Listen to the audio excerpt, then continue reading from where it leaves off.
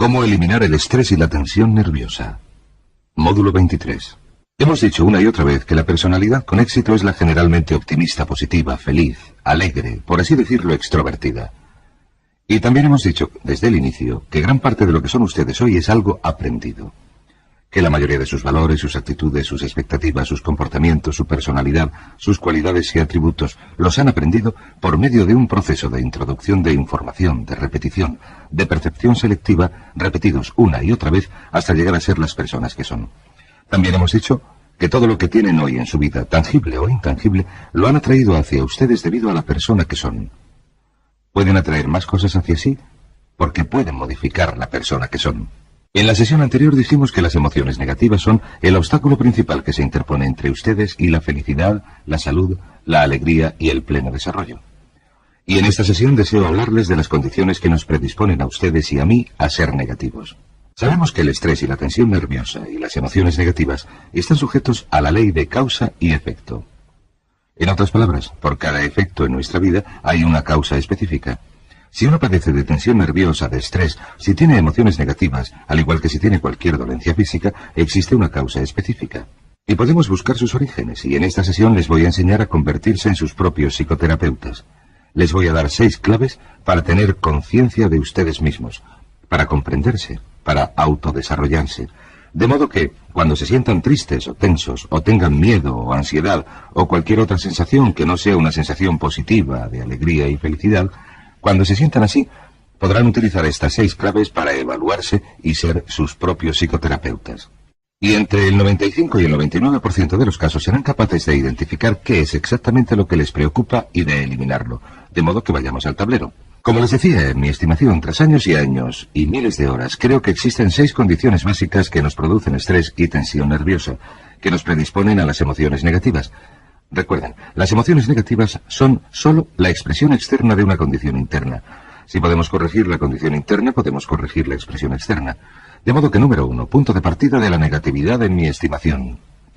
Al principio de la lista, a la cabeza de la procesión, a la falta de significado y de objetivo en la vida. Falta de significado y de objetivo. De hecho, en todos los estudios que he leído, vemos que los seres humanos para ser felices necesitan tener un objetivo. Necesitan sentir que su vida tiene significado. Necesitan sentir que tienen un motivo para estar vivos. Necesitan sentir que van en una dirección determinada, de modo que la falta de un significado y de un objetivo lleva a una falta de dirección. Y, como ya dije, una de las observaciones más profundas sobre la condición humana consiste en que somos organismos que buscamos metas, que solo somos felices cuando avanzamos progresivamente en la dirección de algo importante. Earl Nightingale dijo que la felicidad es la realización progresiva de un ideal o una meta válidos. De modo que en cuanto no disponemos de un ideal o una meta válidos, empezamos a ir a la deriva, a dar vueltas sin sentido y a ser infelices. Así que la falta de significado y de objetivo es igual a la falta de metas. A lo largo de este curso hemos comentado lo importante que es disponer de unas metas, lo importante que es escribirlas, pensar en ellas, trabajar en ellas todos los días, porque son las metas las que dan significado, objetivo, dirección, poder, entusiasmo e impulso a nuestras vidas. Ahora bien, si desean una prueba sencilla, lo único que tienen que hacer es considerar los momentos de su vida en los que se han sentido maravillosamente, en la actualidad o en otros tiempos, y hallarán que siempre estaban avanzando hacia algo que era importante, muy importante para ustedes. Esto lo pueden comprobar mirando a las personas a su alrededor que no son felices. Un buen amigo mío utiliza una prueba muy sencilla. Cuando alguien que viene a verle es infeliz por cualquier motivo, él les pregunta cuáles son sus metas en la vida. ¿Dónde quiere estar dentro de 1, 2, 3, 4, 5 años? ¿Y saben lo que averigua? Averigua que en el 80, en el 90% de los casos la gente infeliz no tiene metas. Y también sucede lo contrario. En el 80 o 90% de los casos, las personas felices son las personas con metas claras y específicas. De modo que hemos hablado mucho de esto, establecer metas, escribirlas, elaborar planes para su desarrollo y trabajar progresivamente hacia su logro. Incluso una meta pequeña les ayudará, les elevará la moral, les permitirá sentirse positivos y entusiastas mucho más deprisa que cualquier otra cosa que puedan hacer. De hecho, lo que Viktor Frankl averiguó en su trabajo en logoterapia es que la persona que tiene un significado, un motivo, vivirá a veces 10, 20, 30 años más que otra que no lo tenga. Por cierto, la esperanza de vida de los norteamericanos que se jubilan sin metas es de 14 meses. Interesante, 14 meses. Y las personas que al jubilarse tienen metas pueden vivir 25 o 30 años más. Número 2. La segunda condición que nos predispone a la tensión nerviosa y el estrés es lo que se llama la acción incompleta. La acción incompleta se produce cuando tomamos parte en una acción o un comportamiento que no está terminado. Solo está acabado en parte. Cuando empezamos un trabajo y no lo terminamos, cuando empezamos una tarea o empezamos a escribir nuestras metas y lo dejamos, existe en la psique humana lo que se conoce como un impulso hacia la terminación. Este impulso hacia la terminación nos hace sentirnos incómodos cuando dejamos trabajo sin terminar. De hecho, esta acción incompleta en realidad funciona bien para nosotros, especialmente si tenemos unas prioridades establecidas y si aquello en lo que trabajamos es importante y aporta algo. Por cierto, se produce un problema considerable si no establecemos prioridades. Si nuestras metas no están claramente organizadas y no establecemos prioridades, podemos hacer cosas que no son importantes para nosotros, pero seguir sintiendo el estrés porque las estamos dejando sin terminar. Podemos seguir sintiendo el estrés porque estamos aplazando las cosas. Y, como saben, el aplazar no solo roba tiempo y vida, el aplazar las cosas es una fuente de estrés. Dejamos una tarea para más tarde y la seguimos dejando y cada vez padecemos más estrés porque este impulso hacia la terminación nos empuja y, sin embargo, el impulso hacia la dilación nos retiene. Cada uno de nuestros actos terminados es una fuente de amor propio y de motivación.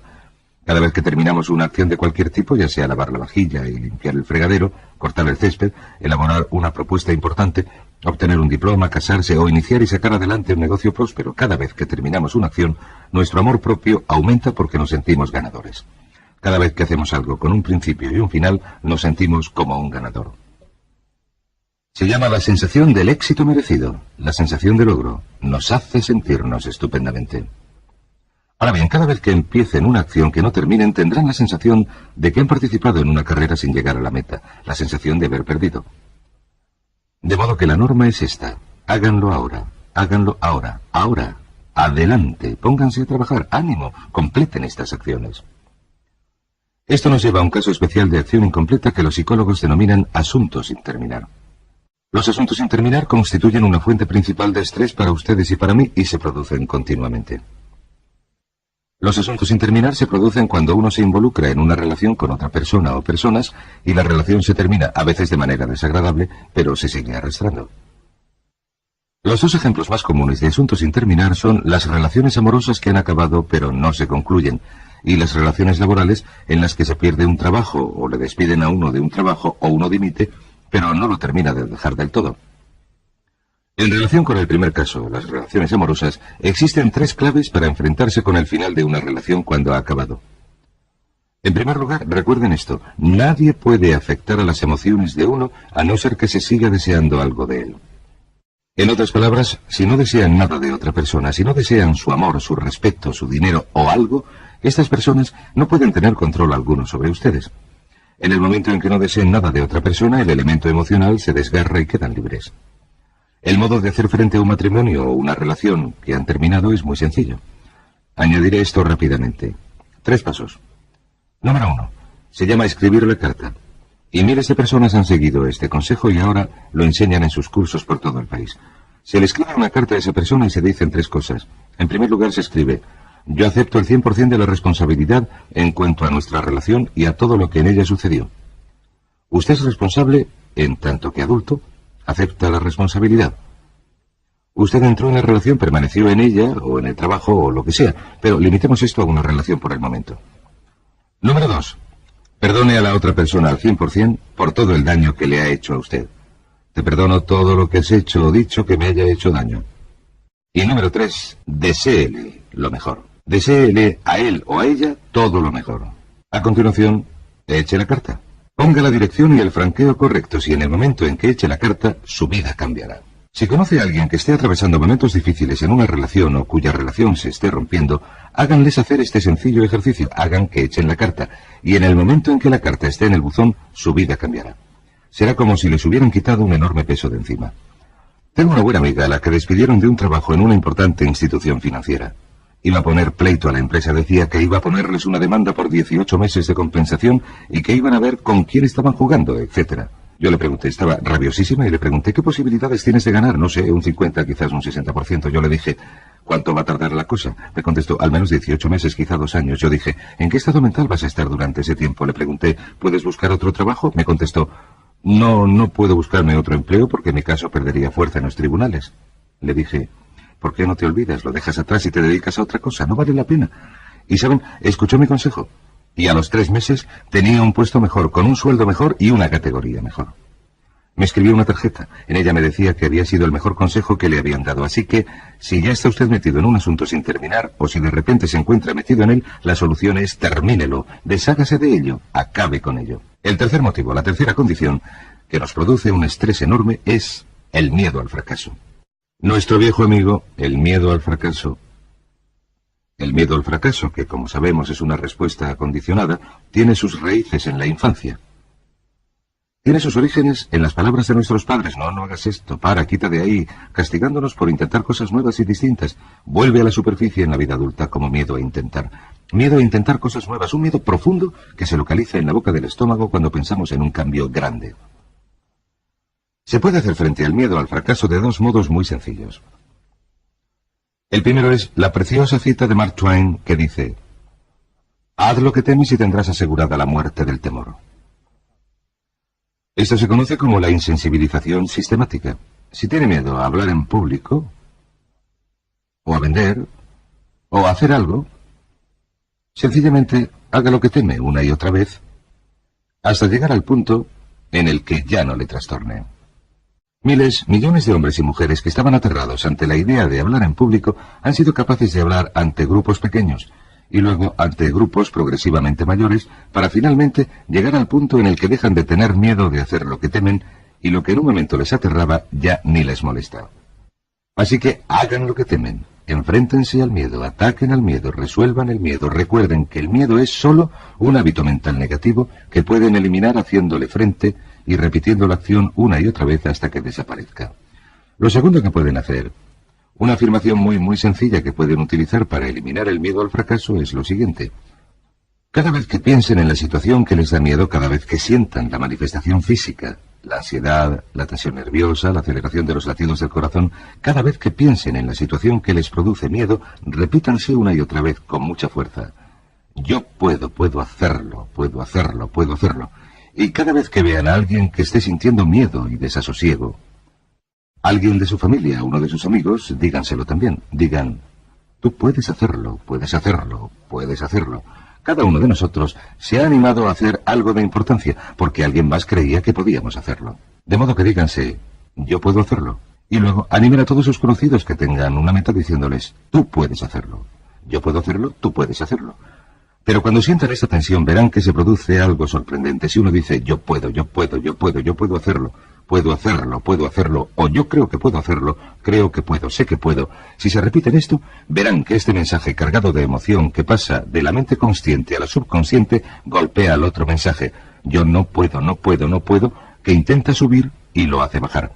Y cuanta más emoción pongan al decir: yo puedo hacerlo, más y más débil se hará el yo no puedo. Y con el tiempo, la emoción más fuerte, recuerden la ley de la emoción más fuerte dominará y vencerá a la emoción más débil. Esto nos lleva a la cuarta causa principal de estrés y tensión nerviosa en nuestras vidas. El número 4, al que se considera como uno de los más importantes o de los peores de todos los miedos: el miedo al rechazo.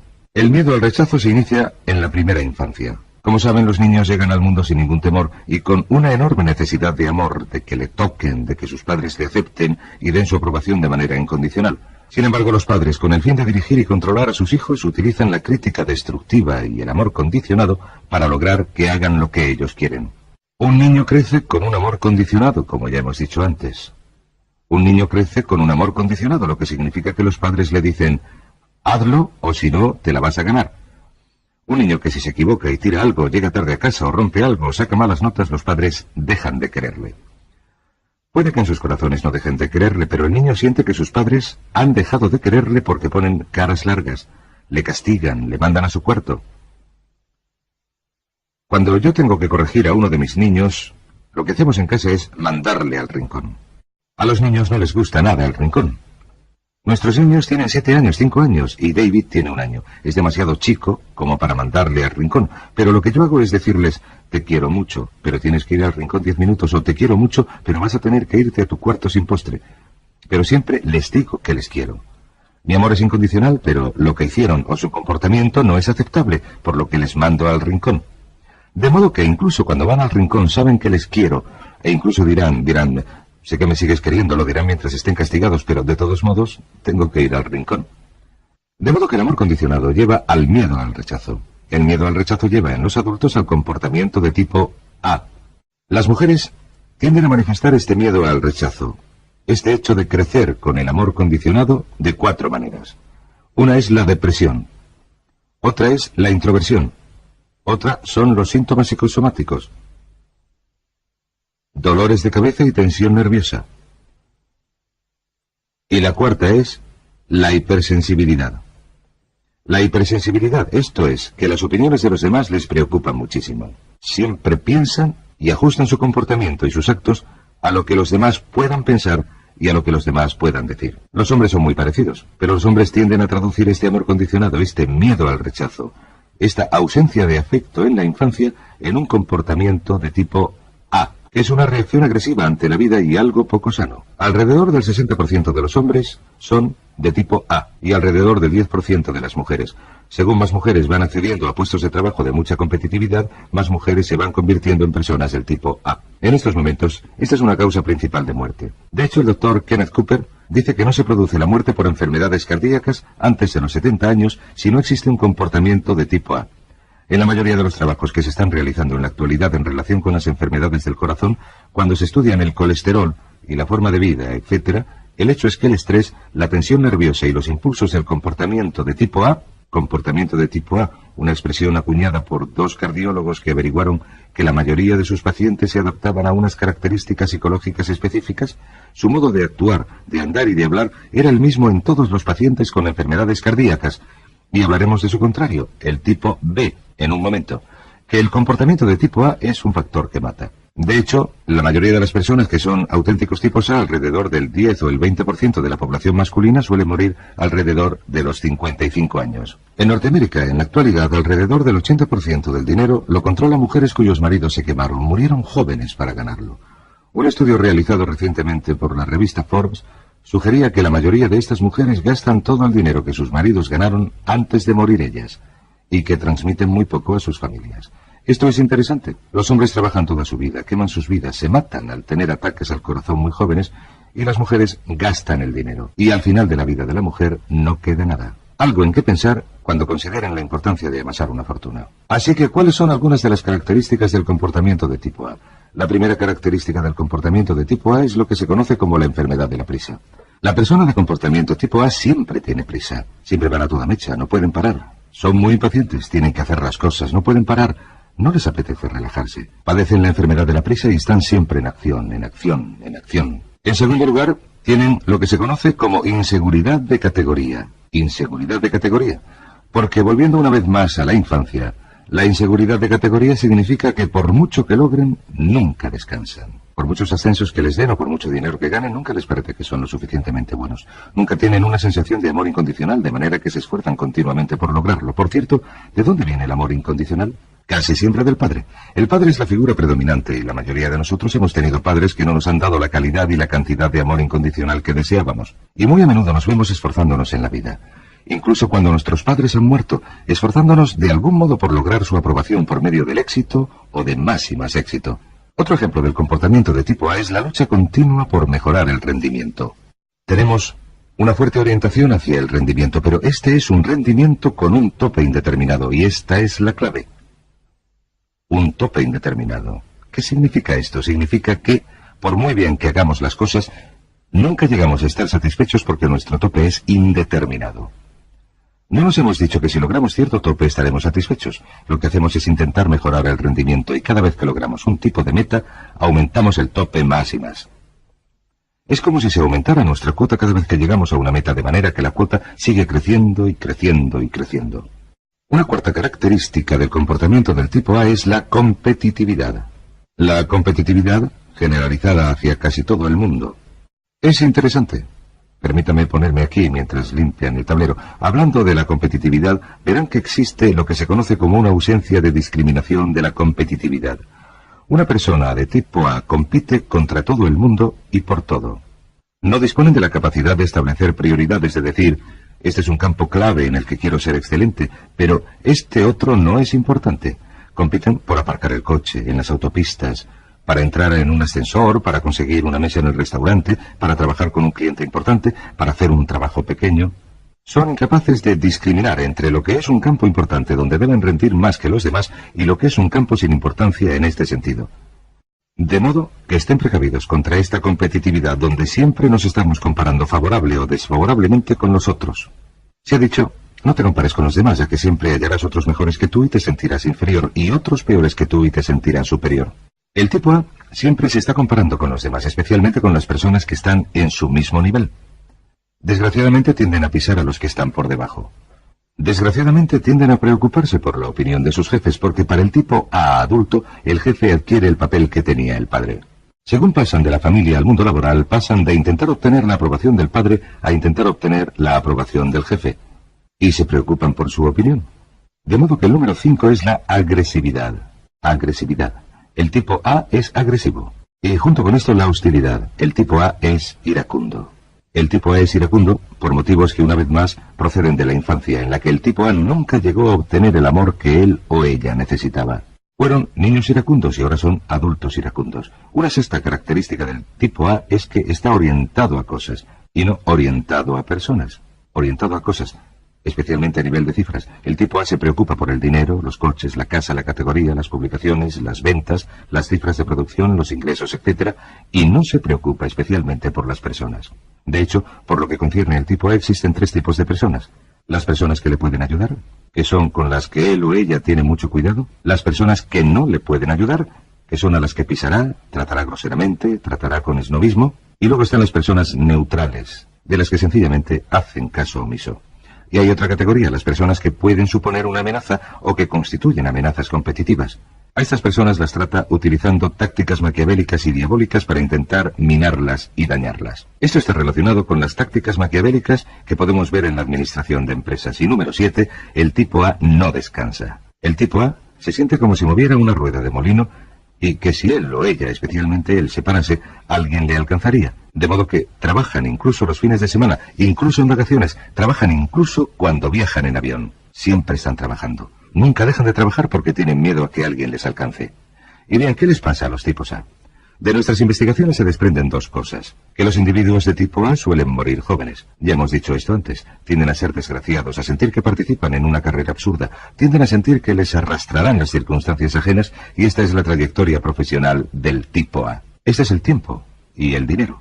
La cantidad de dinero, de posición, de poder y de prestigio que ganan. La cantidad de tiempo. La trayectoria profesional del tipo A suele ser así. Ascienden rápidamente al principio de sus carreras. Se les utiliza. Hay algunas empresas que buscan y contratan solamente a tipos A.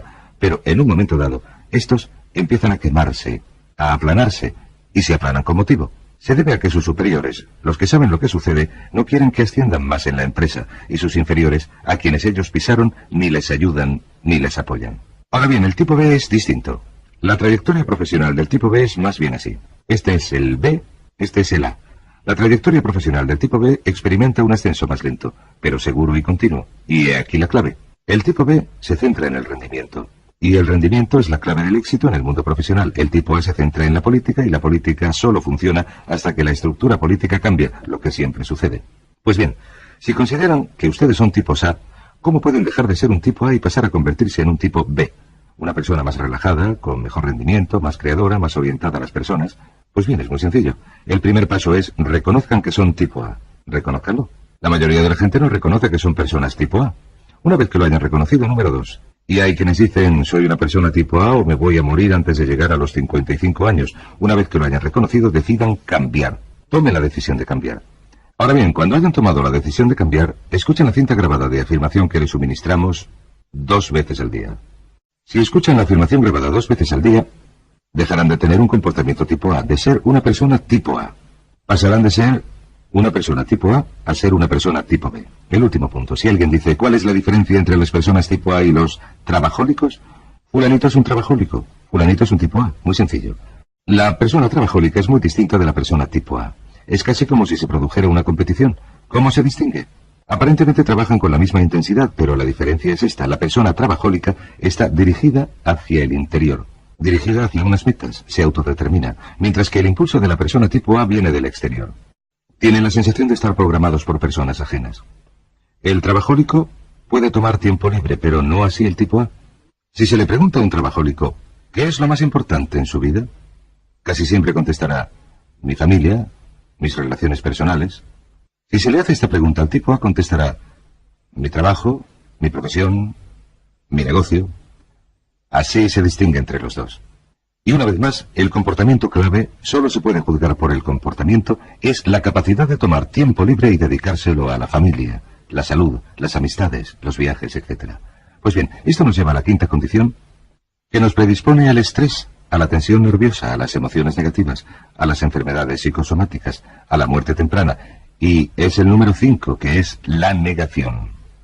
Negación significa negación de la realidad. Es interesante. Peter Ouspensky lo comentó en uno de sus libros hace muchos años. Dijo que el organismo humano es un organismo mentiroso en el sentido de que tenemos una tendencia a engañarnos o a mentirnos. Y uno de los modos en que lo hacemos es por medio de la negación de la realidad. Nos negamos a hacer frente a la realidad. Hacemos como si la vida no fuera como es, y especialmente nos negamos a hacer frente a las verdades desagradables. Merece la pena escribirlo. Nos negamos a hacer frente a las verdades desagradables. Algunas de las verdades más desagradables de nuestras vidas están relacionadas con nuestros talentos y nuestras capacidades, nuestra personalidad, nuestras relaciones y nuestro trabajo. Una persona que va mal en su trabajo, a quien no le gusta su trabajo, a menudo lo negará y hará como si no fuera verdad. Y la clave para superar la negación, y por cierto la mayoría de los psicólogos opinan que la negación de la realidad es la primera causa de enfermedad mental, naturalmente está relacionada con todas las que hemos comentado a esta hora.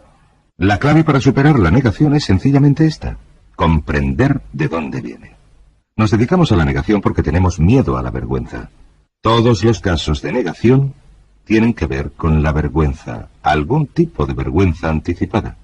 Entra en juego lo que los asiáticos llaman perder la cara. Todas las ocasiones de negación requieren que hagamos frente a la verdad en nuestras vidas. Así que he aquí las claves para utilizar y comprender la negación. Número 1. Recuerden esta clave de la filosofía del objetivismo. La realidad es. La realidad es. Lo que esto significa es que sea cual sea la situación de su vida, es. Es un hecho. Es una verdad. Y hay que afrontarla. Y cuanto antes se haga, mejor se sentirá uno y más feliz será. El número 2 es que siempre hay un precio que se puede pagar para estar libre de cualquier estrés o tensión nerviosa. Siempre hay un precio que se puede pagar. Siempre hay un precio. Si uno es desgraciado por cualquier motivo, siempre hay un precio que se puede pagar. De modo que uno ha de preguntarse, ¿cuál es el precio? El número 3 es decidir pagar el precio. Decídase a pagar el precio antes mejor que después, porque, suceda lo que suceda, lo va a tener que pagar en algún momento y mejor ahora que después. He aquí dos preguntas que se pueden utilizar para abrir la puerta de la negación. Cuando sientan tensión nerviosa, o tristeza, o estrés, o empiecen a resfriarse, o se congestionen, o cojan la gripe, o empiecen a sentirse desgraciados, o no duerman bien por la noche, o empiecen a sentirse irritables o distraídos, o tristes por cualquier motivo, den por sentado que hay algo en su vida con lo que no se están enfrentando. Den por sentado que se está produciendo una negación, que hay algo que les hace sentirse incómodos y que están dilatando la solución. La resistencia, el no hacerle frente, es lo que causa el estrés. Así que lo que hay que hacer es sencillamente decir, ¿qué es lo que hay en mi vida a lo que no estoy haciendo frente? ¿Qué es lo que hay en su vida a lo que no estoy haciendo frente ahora mismo? ¿Qué le está causando trastornos o falta de armonía? ¿Qué es lo que hay en mi vida a lo que no estoy haciendo frente? Y a continuación no se engañe diciendo, quizás es que mi coche está mal aparcado, o quizás es que no he comido. No se engañe. Pregúntese inmediatamente qué es lo peor que podría ser. ¿Qué es lo peor? Si está casado, a menudo lo peor que podría suceder es que su matrimonio no fuera bien. Si tiene hijos, a veces lo peor que podría suceder es que le preocupara que sus hijos fueran por mal camino. Si trabaja, lo peor que podría suceder es que fuera un trabajo equivocado para usted, pero que le diera miedo dejarlo. Quizás para los hombres esto es horrible, pero lo peor que podría suceder es que no se les diera demasiado bien la profesión que han elegido. Un hombre que siente que su trabajo no se le da bien padece muchísimo estrés en su interior. Quizás usted ha hecho una carrera, o tiene un buen amigo que ha estudiado medicina a lo largo de 8 años, se ha doctorado, se ha dado cuenta de que no le gusta la medicina, que nunca quiso dedicarse a la medicina, que su padre le pagó los estudios porque era médico. Toda su vida pensó que sería médico, pero ahora tiene 26 años y no le gusta ejercer de médico. Un estrés enorme antes de aceptar este hecho, de modo que la clave es decirse, ¿qué es lo que hay en mi vida a lo que no estoy haciendo frente? Y a continuación, decidir afrontarlo. En psicología existen dos personalidades básicas. En primer lugar está lo que se conoce como la personalidad evasiva. La personalidad evasiva es a la que no le gusta afrontar la realidad. Siempre espera que la realidad desaparezca o que algo ocurra o cambie. Y luego está la confrontante. De niños nos enseñan a no confrontarnos porque el hecho es que esta personalidad es mucho más sana que la evasiva. En una prueba realizada en una de las principales universidades se seleccionaron dos grupos de estudiantes identificándolos como evasivos y confrontantes, y se les sometió a un experimento donde se les unía a un electrodo por los dedos, y cada 60 segundos se les aplicaba una pequeña cantidad de corriente en los dedos. Se les observaba a través de un espejo sin que ellos lo supieran, y se vio que los evasivos se quedaban sentados mientras que el reloj hacía tic-tac, tic-tac, pero que nunca miraban al reloj. Hablaban, hacían chistes, se distraían, pero jamás miraban al reloj. Al final del experimento, su presión sanguínea, medida al principio y al final, había aumentado en un 30%, un estrés enorme. Por otra parte, los confrontantes actuaban de manera distinta. Hacían lo mismo, hablaban entre sí, mantenían los dedos en los electrodos, pero según la manecilla del reloj llegaba a las 12 y sentían la corriente, todos miraban al reloj y se preparaban para la descarga y luego seguían la conversación sin quitar los ojos del reloj. Al final de este experimento, su presión sanguínea seguía igual. La clave para la salud mental es ser confrontante, no evasivo. Pregunte, ¿qué es lo peor que podría suceder? ¿Qué es lo que hay en mi vida a lo que no estoy haciendo frente? Y sea lo que sea, decidan afrontarlo, decidan pagar el precio. Nunca cambien su serenidad por nada. La regla más importante que pueden aprender en la vida es que la serenidad es su meta principal, y si algo les está robando la serenidad, entonces la mayor responsabilidad que tienen ante ustedes mismos es afrontar y resolver la situación y acabar con ella. La sexta causa o condición principal que nos causa estrés, tensión nerviosa y emociones negativas es la ira. Hemos hablado de la ira, el enojo, y sabemos que depende para su propia existencia del fenómeno de culpar. ¿Por qué nos enojamos? Nos enojamos cuando percibimos, y esta es la clave, cuando percibimos que somos objeto de una agresión, cuando nuestras expectativas se están malogrando, cuando percibimos miedo o dolor, cuando percibimos o interpretamos nuestro mundo, cuando lo miramos y decidimos que hay algo ahí fuera que nos está convirtiendo en una víctima. Porque para que nos enojemos, hemos de percibirnos como víctimas. Cuando nos percibimos como víctimas, se produce un fuerte impulso en nuestro interior que nos lleva a atacar o a contraatacar.